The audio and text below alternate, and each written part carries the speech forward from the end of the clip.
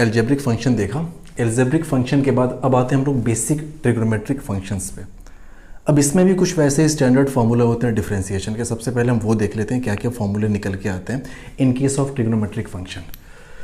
तो सबसे पहला तो ये कि if y is equals to sine x, अगर y साइन x के बराबर है देन अगर इसका हम डिफरेंशिएशन करें dy over dx is equals to ये हो जाता है cos x। ये आप याद रखेंगे डायरेक्ट कि साइन x का differentiation with respect to the y cos x होता है। Second, if y is equals to cos of x, उस केस में differentiation of y with respect to x dy over dx is equals to minus sine x। तीसरा, if y is equals to tan x, अगर y tan x के बराबर हो then देखिए dy over dx, इसको हम y डैश भी लिख सकते हैं। हमने अभी कुछ देर पहले बताया तो इसको आपने बोला y dash is equals to हो जाएगा tan x का जो डिफरेंशिएशन होता है ये होता है sec स्क्वायर x। चौथा, if y is equals to sec x, उस केस में sec x का डिफरेंशिएशन ये y डैश मतलब dy by d x is equals to हो जाएगा this is sec x into tan x। पांचवा, if y is equals to cot x, उस केस में y डैश यानी differentiation of y with respect to x dy by d x when y is equals to cot x ये हो जाएगा minus cosec square x, minus cosec square x। Next, if y is equals to, अगर y की value आपकी हो cosec x, उस केस में y डैश मतलब dy by d x is equals to minus cosec x into cot x। तो ये देखिए बेसिक जो अपने ट्रिग्नोमेट्रिक टर्म्स होते हैं sin x, cos x, tan x, sec x, cot x, cosec x, ये सबका डिफरेंशिएशन यहाँ पे दिख रहा है।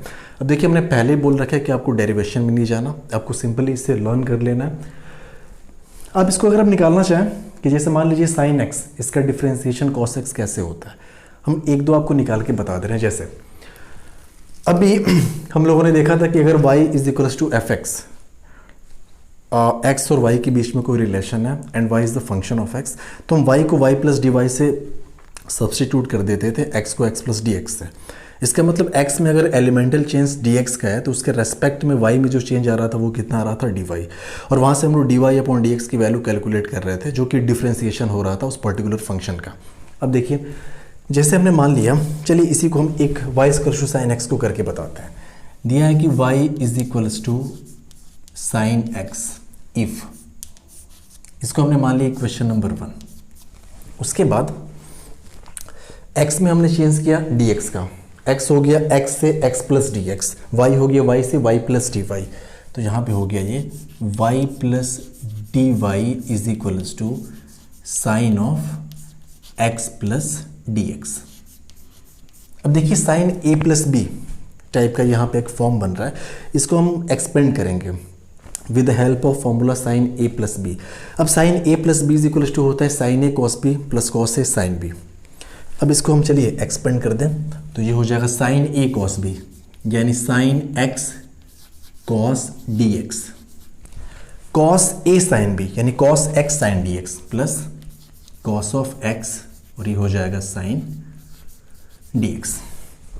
यहाँ पे एक चीज़ आपको समझना होगा, dx बहुत ही छोटा है, ये एलिमेंटल चेंज है जो कि जीरो के करीब है, जीरो है नहीं लेकिन जीरो के करीब है, बहुत ज़्यादा स्मॉल है। तो देखिए जब dx बहुत ज़्यादा स्मॉल है और ये चूँकि कॉस के साथ है तो यहाँ पे एंगल की तरह से वर्क करेगा। जी कॉस के साथ कोई भी टर्म होगा, जैसे कॉस अल्फा, वहाँ पे अल्फा एक एंगल होता है, कॉस बीटा बीटा एक एंगल होता है, कॉस ए एक एंगल होता है, तो यहाँ पे कॉस dx है, इसका मतलब dx as a angle cos के साथ बिहेव करेगा। dx जो कि बहुत ज़्यादा छोटा है, आप यहाँ पे कह सकते हैं कि dx जो dx है ये टेंड्स टू जीरो है, जीरो के बहुत करीब है। तो cos जीरो, अगर हम इसको जीरो मान भी लें तो cos जीरो की वैल्यू कितनी होती है 1। उस केस में अगर dx जीरो के करीब है तो तो ये हो जाएगा cos of d x is equals to, इसको हम क्या मान सकते हैं, 1 मान सकते हैं। अब 0 के करीब है अगर डी एक्स, तो साइन डी एक्स को हम क्या मान सकते हैं, एक सवाल यहाँ पे ये भी बंद है, तो आप इतना याद रखिए कि साइन डी एक्स को हम यहाँ पे सिंपल लिख सकते हैं d x, sine D x is equals to हो जाएगा डी एक्स। अब ये दोनों चीज़ें कैसे निकल के आई हैं, जब हम लोग ट्रिग्नोमेट्री के बेसिक्स पढ़ेंगे वहाँ पे हम आपको डिटेल में बताएंगे। नहीं तो पहले इसको सॉल्व किया जाए, बाद में टाइम मिलेगा, यहाँ पे स्पेस मिला तो हम आपको बता देंगे। फिलहाल के लिए ये चीज़ें यहाँ पे सब्सटीट्यूट की जाए।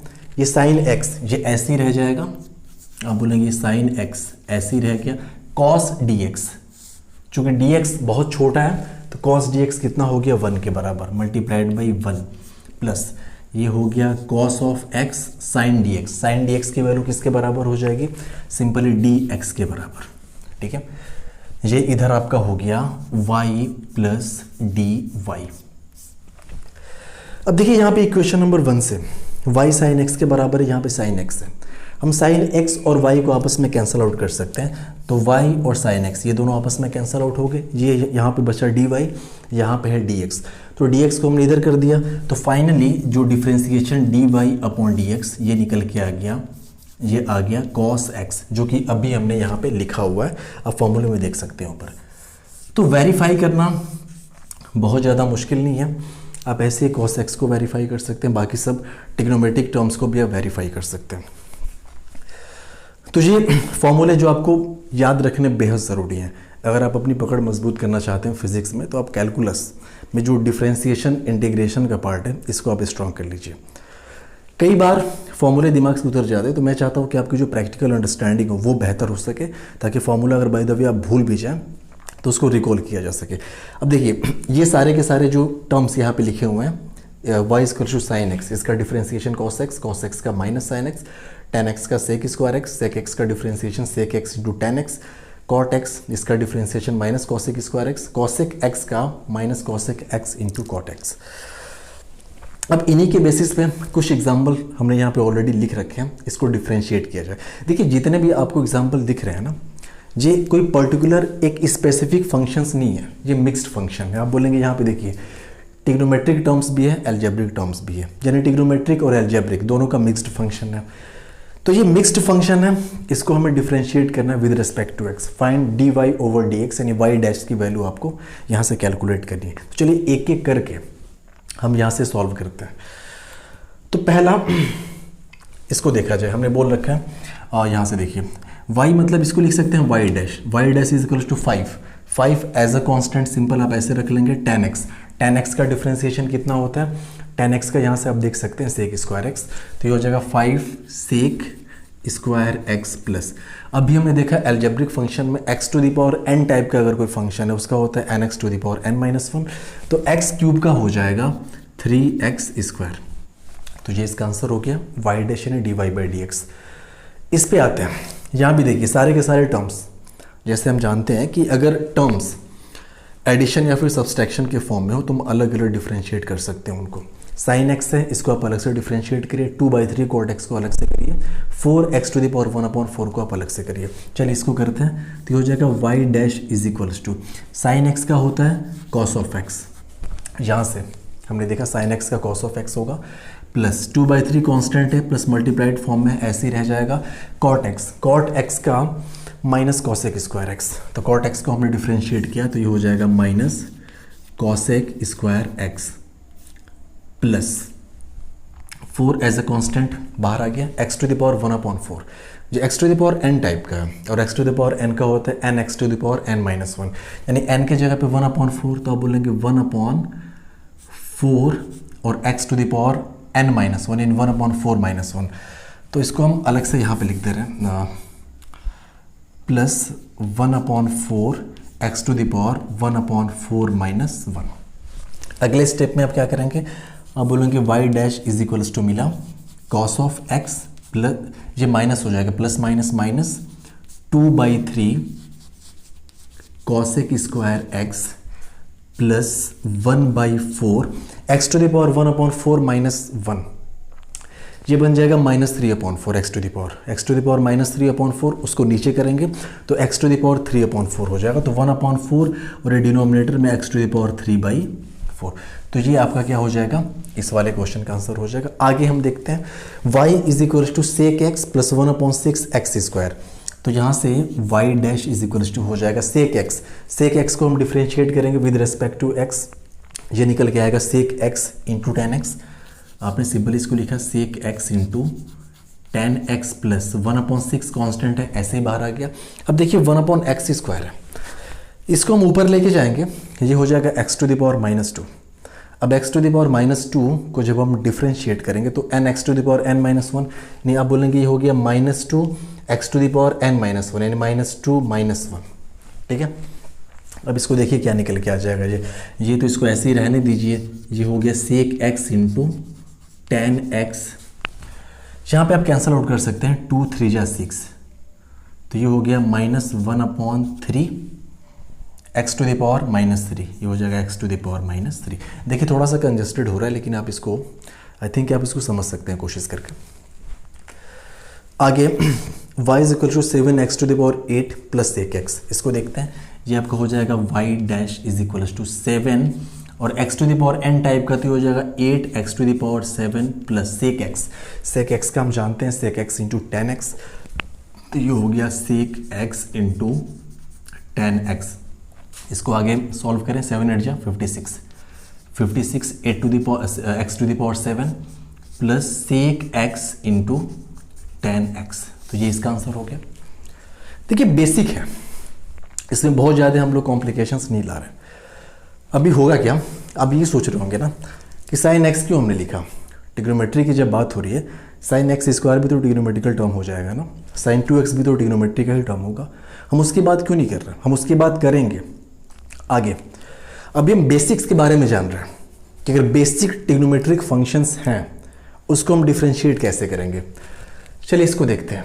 ये आपका हो जाएगा y dash is equals to 9 x⁻n type का है, तो आप बोलेंगे ये हो जाएगा 1/3 x⁻n-1 यानी 1/3 -1 plus cos x। cos x का हो जाएगा माइनस साइन x, तो आपने इसको सिंपल लिख दिया minus sine x plus 1/x square. 1/x square मतलब x⁻², और x⁻² को जब डिफ्रेंशिएट करेंगे हो जाएगा -2 x⁻² -1।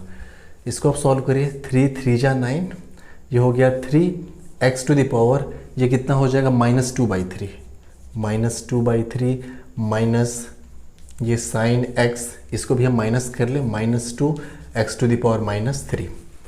अब एक काम और आप कर सकते हैं, वही पावर नेगेटिव में है, इसको हम डिनोमिनेटर में लेके आएंगे तो पावर पॉजिटिव में हो जाएगी। तो y dash is equals to final मिला हमें 3 divide by x⁻2/3 minus sine x -2/x³। तो ये इसका आंसर हो गया, इसका डिफ्रेंसिएशन। चलिए आगे आते हैं इस पर। यहाँ से अगर y डैश निकालें, differentiation of y with respect to x, derivative of y with respect to x, आप कुछ भी इसको कह सकते हैं। cos x का अभी हमने देखा, cos x का होता है माइनस साइन x, इसको हमने कर लिया minus sine x plus 5। cosec x का minus cosec x into cot x, ये हो गया minus cosec x into cot x, ये इसका आंसर हो गया। अब इसको आते हैं लास्ट वाला जो अपना टर्म है, y is equals to cot x plus 3/4 sec x plus 1/x। तो यहाँ से y dash is equals to हो जाएगा कॉट एक्स। कॉट एक्स का differentiation minus cosec square x, ये हो गया minus cosec square x plus 3/4 sec x का होता है sec x into tan x plus 1/x। 1/x का करेंगे तो ये हो जाएगा, पीछे हमने देखा था कि आप इसको डायरेक्ट याद रखिए, माइनस 1/x स्क्वायर होता है, तो ये हो गया माइनस 1/x स्क्वायर। तो ये सारे के सारे क्वेश्चंस हम लोगों ने सॉल्व कर लिए जो बेसिक ट्रिग्नोमेट्रिक फंक्शंस पे बेस्ड थे डिफ्रेंसिएशन। अब देखिए चला इसकी बात कर लें, इसको भी थोड़ा वेरीफाई कर लिया जाए। y is equals to cos x का जो डिफ्रेंसिएशन होता है, जो होता है माइनस साइन एक्स। चलिए इसको भी हम वही काम करेंगे। दिया क्या अपना कि y इज इक्वल्स टू है कॉस एक्स, इसको हमने मान लिया इक्वेशन नंबर 1। तो यहाँ से हम कह सकते हैं कि y plus D Y is equals to हो जाएगा cos of X plus D x. यहाँ से हम लिखेंगे cos A cos B minus sine A sine B, cos A plus B का फॉर्मूला होता है एक्सपेंशन। तो ये हो गया cos A cos X cos B यानी cos D X minus sine A यानी साइन एक्स साइन बी यानी साइन डी एक्स। यहाँ भी वही काम करना है, जो एंगल बहुत ज़्यादा छोटा है d x as a angle यहाँ पे वर्क करेगा कॉस के साथ साइन के साथ भी। तो ये तो यहाँ पे रह गया cos X cos D x. अब देख सकते हैं कॉस डी एक्स की वैल्यू 1 हो जाएगी, 1 लिखे ना लिखे कोई फ़र्क नहीं पड़ता, माइनस ये हो गया साइन एक्स और साइन डी एक्स, इसको हम सिंपल लिख सकते हैं डी एक्स, यहाँ से sine D x is equals to d x, ये हो जाएगा y plus d of y. अब देखिए from equation number 1 y is equals to cos x है और यहाँ पे cos x मिल गया हमें, इस cos x को हम y के साथ कैंसिल आउट कर सकते हैं। तो आपने क्या किया, इस cos x को इस y के साथ कैंसिल आउट कर दिया, बचा क्या minus sine x D x, D x को हम इधर डिनोमिनेटर में लेके चले आए, तो ये आपका हो जाएगा d y over d x is equals to minus sine x, जो कि ऑलरेडी हम लोगों ने रिजल्ट में लिख रखा है। एक फर्स्ट प्रिंसिपल मेथड होता है, जब आप लोग कैलकुलस पढ़ेंगे डिफरेंशिएशन, उसमें बताया जाएगा कि सारे के सारे जो डिफरेंशिएशन के फॉर्मूले हैं वो डिराइव होते कहाँ से हैं। वहाँ पे आपको sine 1 plus X cos 1 plus X इन सब का एक्सपेंशन बताया जाएगा। ये सब चीज़ें आप अलजेब्रा में भी पढ़ेंगे, तो हमको डिटेल में नहीं पढ़ना, बहुत ज़्यादा डेप्थ में हमें नहीं जाना, हमें बेसिक जो यूजेस होते हैं उसके, हम उसे इस्तेमाल कैसे करना है, हमें क्वेश्चन में उसको इम्प्लीमेंट कैसे करना है, ये सब हमें जानना है। तो एक बार आप इस चीज़ को प्रैक्टिस कर लीजिएगा, खुद से क्रॉस चेक भी कर लीजिएगा वीडियो देखने के बाद। बाकी हम लोग नेक्स्ट अब जितने भी फंक्शंस बच रहे हैं अपने, लॉगरिथमिक फंक्शन, एक्सपोनेंशियल फंक्शन, अभी 2 टाइप्स के फंक्शन अपने बच रहे हैं, उसको देखना है। एक बात और यहाँ बता ही दे रहे हैं कि जब एंगल बहुत छोटा हो तो साइन डी एक्स की वैल्यू डी एक्स के बराबर कैसे हो जाती है, इसको ज़रा देखा जाए। देखिए एंगल बहुत छोटा होने का क्या मतलब है, एंगल बहुत छोटा है इसका क्या मतलब है, यहाँ पे जगह हम थोड़ा सा बताने की यहाँ पे कोशिश कर रहे हैं। देखिए एक हमने राइट एंगल ट्रायंगल बना दिया, सपोज करिए ये राइट एंगल ट्रायंगल है, क्योंकि देखो ट्रिग्नोमेट्री जो होती है वो राइट एंगल ट्रायंगल पे बेस्ड होती है। हम राइट एंगल ट्रायंगल के बेसिस पे ट्रिग्नोमेट्री के जो फॉर्मूले हैं, एक्सप्रेशन हैं, उसको डिफाइन करते हैं, डिराइव करते हैं। इस राइट एंगल ट्रायंगल में this one is a perpendicular, this one is hypotenuse, this one is base. इस एंगल को हमने मान लिया थीटा। अब देखिए साइन थीटा हम यहाँ से क्या लिख सकते हैं, sine theta is equals to perpendicular upon hypotenuse. ये बात तो कंफर्म है। आप बोलेंगे भैया sine theta is equals to, हम यहाँ से लिख सकते हैं कि sine theta is equals to perpendicular upon hypotenuse. अब आप फर्ज करिए कि हम थीटा को डिक्रीज करते जा रहे हैं, इस वाले एंगल को हम बहुत ज़्यादा कम करते जा रहे हैं, डिक्रीज करते जा रहे हैं। तो जब आप इस एंगल को घटाएंगे ना, देखिए होगा क्या, इस एंगल को जैसे मान लीजिए कि हमने घटा दिया, बहुत छोटा कर दिया, ये कुछ ऐसे, जो पहले एंगल यहाँ से यहाँ तक था, अब एंगल सिर्फ हमने इतना ही कर दिया। अब देखिए जैसे जैसे आप एंगल को कम करते जाएंगे, परपेंडिकुलर जो है वो तो कम होता ही जा रहा है, साथ ही साथ एक बात और हो रही है, ये जो हाइपोटेनियस है ना, इसकी भी लेंथ कम होती जा रही है, कम होती जा रही है। तो जब एंगल बहुत ज़्यादा छोटा होने वाला होगा, उस केस में आप बोलेंगे जो बेस है ना वो हाइपोटेनियस के बराबर हो जाएगा। बेस किसके बराबर हो जाएगा, हाइपोटेनियस के बराबर, एट स्मॉल एंगल। आप खुद से यहाँ से देख सकते हैं, अगर इसको हम कुछ देर के लिए मिटा दें, हम बोले कि अब एंगल इतना बड़ा है, तो आप बोलेंगे ये और ये दोनों में कुछ खास फर्क नहीं है। हाइपोटेनियस हालांकि थोड़ा सा बड़ा दिख रहा है, लेकिन एंगल एकदम जीरो के हम करीब कर दें, जब एक दूसरे के ऊपर ओवरलैप होने वाले हों हाइपोटेनियस और बेस, उस केस में दोनों आपस में बराबर हो जाते हैं। इसीलिए हम कहते हैं कॉस थीटा 1 हो जाता है। क्यों? क्योंकि cos theta is equals to होता है, कॉस थीटा यहाँ से आप कह सकते हैं cos of theta is equals to होता है बेस अपॉन हाइपोटेनियस। तो जब एंगल बहुत ज़्यादा छोटा हो, जीरो के करीब हो, फिर तो बेस और हाइपोटेनियस आपस में बराबर हो जाते हैं, तो ये दोनों बेस और हाइपोटेनियस आपस में कैंसिल आउट हो जाते हैं और कॉस थीटा की वैल्यू जो होती है वो 1 के पास निकल के आ जाती है। ठीक है ना, डी एक्स टेंड्स टू 0 है, यहाँ पे बोलेंगे कि जो बेस है ना ये तकरीबन बराबर हो जाता है हाइपोटेनियस के। अब देखिए आप बोलेंगे तब तो भाई साइन को हम कैसे प्रूफ करें कि वो इसकी वैल्यू डी एक्स के बराबर हो जाए, क्योंकि साइन तो होता है परपेंडिकुलर अपॉन हाइपोटेनियस, यानी कि परपेंडिकुलर 0 करीब हो जाएगा। ये हाइपोटेनियस तो बेस के बराबर होता जा रहा है, लेकिन ये परपेंडिकुलर कम होते होते होते होते जैसे ये ओवरलैप करेगा बेस के ऊपर, वैसे ही परपेंडिकुलर की वैल्यू 0 हो जाएगी। इसको दूसरे तरीके से हम समझें, अब बोलेंगे थीटा जब बहुत ज़्यादा छोटा है तो ये दोनों के दोनों जो वैल्यूज़ हैं, ये हाइपोटेनियस और ये बेस, ये दोनों आपस में बराबर हो जा रहे हैं और ये एक एंगल है। ऐसा तभी होता है एक सर्कल के अंदर, एक सर्कल के अंदर देखते हैं कि ये वाली साइड इसके बराबर होती है और ये उनके बीच का एंगल होता है, और ये साइड उस केस में होती है रेडियस, और ये बन जाती है आर्क।